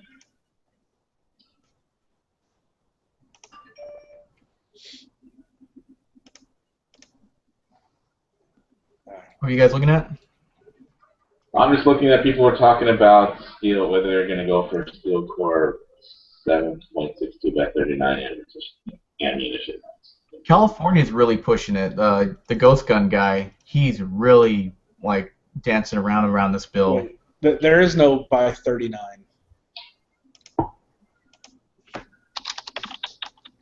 What do you mean? The 7.62 by 39. That's been banned for a while. You mean that Tula ammo that I own? It is banned. I mean, no, the steel core version of it is. Yes. Hey, Tula's good rounds. Yeah. That's what I said earlier. All this bimetal projectiles. Is that going to be the next thing that they may want to ban, because the actual jacket that touches the barrel is copper, and then so it's, I don't know. It's what the ATF is going to do is just I'm so pissed. Sorry. Go ahead. All right, I was just saying that like I said mentioned before, they're probably gonna wait on this one, and when they they're gonna try and pick a time where it won't matter in a news cycle, nobody will pay attention to it because nothing bigger happening, and then they'll probably drop a bomb during the campaign of banning a bunch of stuff all at once. So and Bloomberg and his people will come out and say this is the best thing since sliced bread and toothpaste, and then they'll do it before the presidential campaign, and people will be arguing about everything, and they'll get lost in the background of noise during an election. That or they'll do it like on the night the president is getting elected. They'll drop it. Oh, this is bad. Well, they'll do it during the election. No, doing it during the election would probably be bad for the Democratic Party. Then they'll do it after the election. Right, after the election, before the next president takes office. Because he didn't do any sort of anti-gun stuff during his first run. He actually came out as making himself a proponent for gun rights, which was far from the truth. But he's like, I'm not gonna take your shotgun away. It was like, yeah. Well, he hasn't taken the shotgun away. Or the rifle and handgun. He made that whole speech. Yeah. And, well, the reason he probably said that is because he knew he couldn't get it through.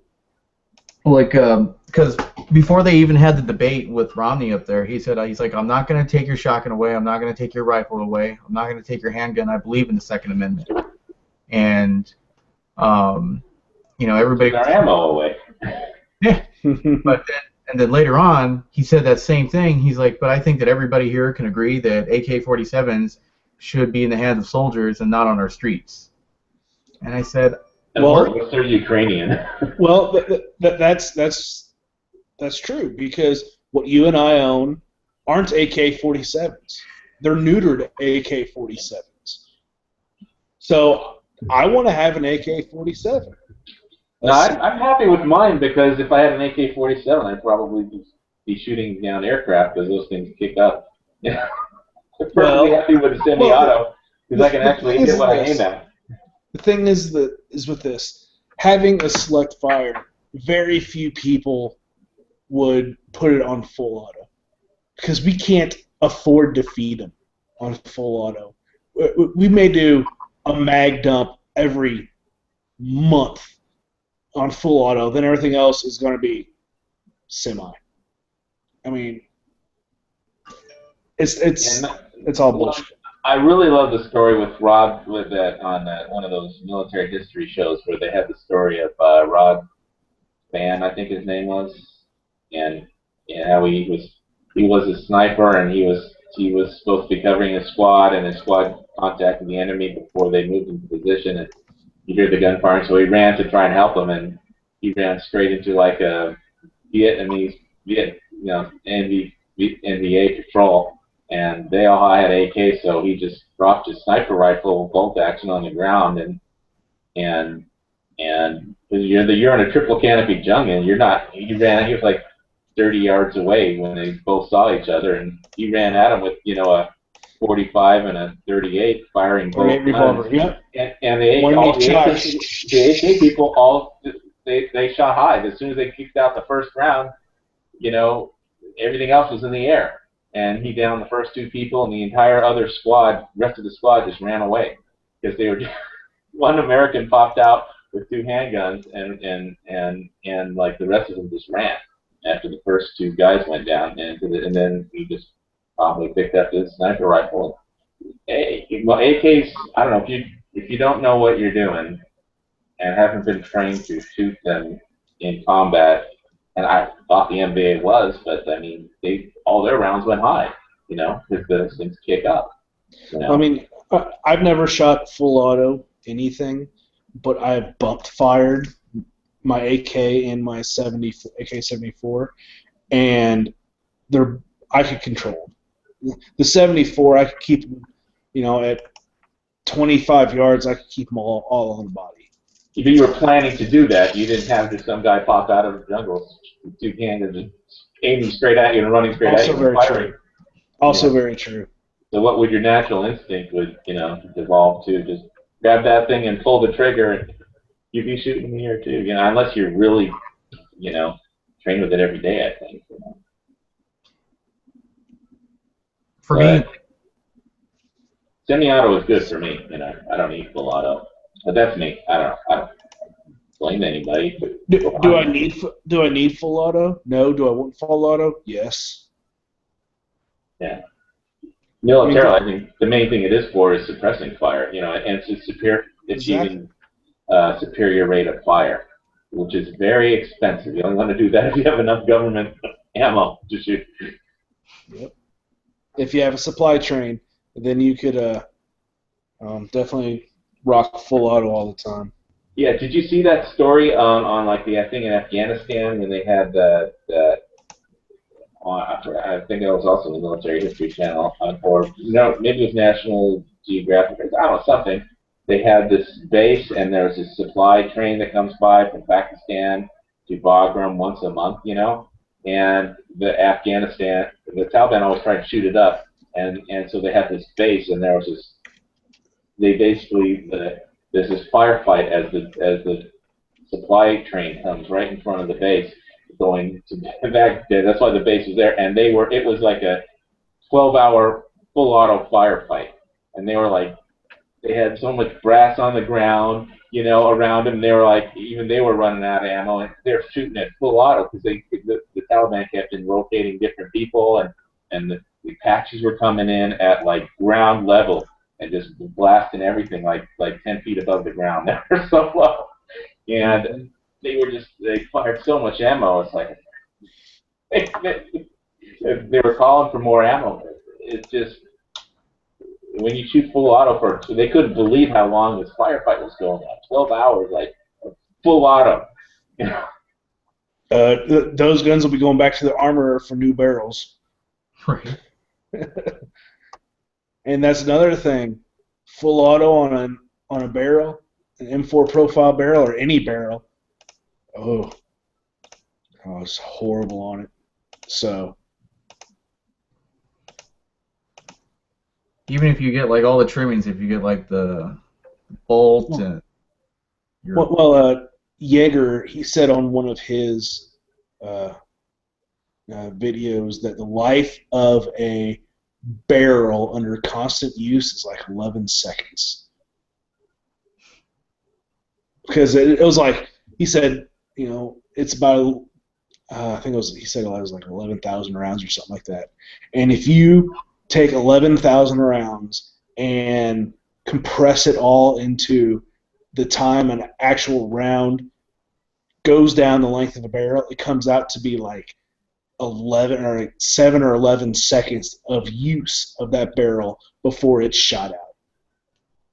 Yeah, this was the most amazing video I ever saw. The Army and soldiers stationed at this base, they just couldn't believe that after 6 hours it was still going on, this full hour. And one of the supply trucks would roll up, the Pakistani driver would get out and try and fix something right in front of the base, and both sides are still shooting all around right through the truck, and they go, get that fucking truck out of here, man. They'll stop a truck full of gasoline and ammunition right in front of in the middle of a firefight. Mm-hmm.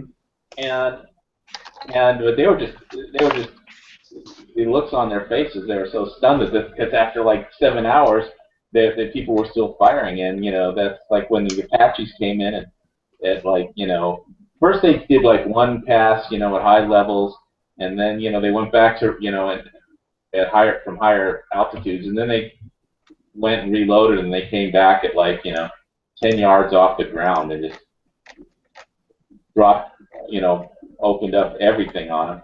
But the Taliban were just rotating in different battalions, so they'd rotate one in, the other one out, and it was just this longest gunfight in the history of Afghanistan. or something, and it was all, and they had a lot of it on video, and I don't know, it's a great show, but yeah, I don't know how long barrels last on full auto. I don't have a full auto, but they get hot, so I wouldn't. He said it only lasts for 11 minutes. I don't know. These guys were shooting a lot longer than that. I mean, they took breaks, to cool the guns down, and and they had multiple guns to shoot from, and they were yelling at each other, "Stop firing on full auto!" Slow down your rate of fire. But at the beginning, for the first few hours, they were trying to achieve a superior rate of fire, Carolyn. And that's it, a superior fire rate on them. And they were taking tons of incoming, and they were shooting out everything as fast as they could to try and achieve that to get the other guys to stop. It was a wicked-ass gunfight. Well, because like during the North Hollywood shootout, those guys both had full autos, the AKs, and they were pushing back the LAPD pretty quickly with that full automatic fire. So when did they break into the gun? The police broke into the gun shops when? That gunfight. Right. They needed to get penetrating rounds, right? Now they won't be able to do the next gunfight. They better have them. Yeah, because all they had was the Department issue 92, and they had their Remington 870s at the time. Well, that's like no good against body armor. Nope. So they went to the gun store and they said, "Hey, look, we need this stuff. We're outgunned." In the middle of a gunfight, that's the wrong time to learn how to be in a gunfight, to learn how to, or to try and buy a new gun with penetrating it. Find some green tips now. Well, they also had towards the end they had an HK91, I think it was, and the full auto version of that, and then they had like an M16 with a drum beta mag on it, and they're pretty well equipped. Again, some good. Except up on their brains. Their brains weren't well equipped to do that, but yeah. No, they're all like methed out or something. But So I assume the police seized these guns and didn't pay for them or something. I mean, the ones from the gun store, they said, "We're going to take these guns and send us a bill or something." No, that's a good question. I don't know if they were reimbursed. I'm going to check that out.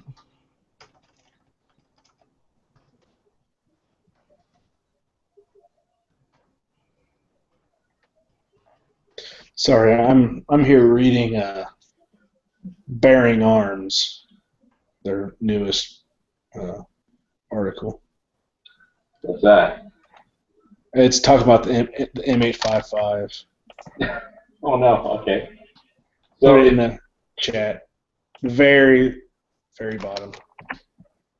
all right. Well. Okay. Yes. So all your things are like a billion. Well, yeah, I'll separate it. Hold on. Yeah, I can't see where one link begins and the other one ends. Or SAAA. Yeah, there. Alright. Yeah, it's basically one guy, Bob Owens, basically just twittering this New York Times opinion letter. The New York Times. Yeah. New York City's most infamous pro-communist Mexican-owned newspaper, the New York Times.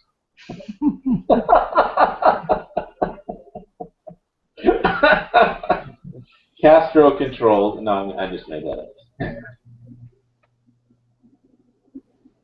Decided to author a fantasy-filled op-ed in support of the Obama administration's backdoor attempt to grossly exceed the ATF's legal boundaries and attempt to ban M855 ball ammunition. Okay, that was my first video. I think it got like 900 views, but it was like kiss your balls goodbye. Ball ammunition,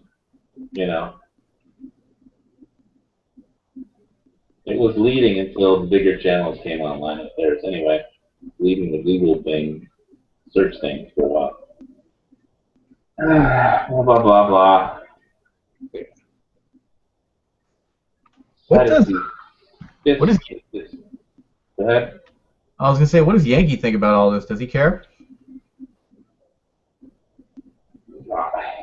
I don't know. He's got a new 50 caliber handgun. He's playing with. He was talking about opening carry last time I saw. Yeah, I saw that thing. It looked pretty sweet. I had a 44 when I lived in California, but it just seems like too big to be useful. I mean, too big of a caliber.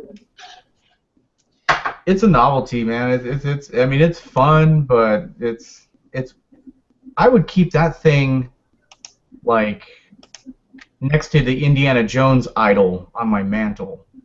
Like, yeah, there's somebody selling one here in Hawaii. One of the local shops is selling one. I would like to find a 357 Desert Eagle. They don't make them much anymore, but I would buy one of those. Because the 44 and the 50, well, the 50 for me is not fun to shoot, and the 44 is just, I mean, it's such a finicky gun. When I had it, it only likes hot loads, and it's I don't know. 357 never had a problem with it though. It's a nice gun. All right, so I'm going to look and see what the Hilo side, there's a Hilo side gun shop that has a Desert Eagle 50,000 for sale. I'm just going to see what they're selling for it real quick. Desert Eagle .50 AE Chrome. In stock now, $1,550.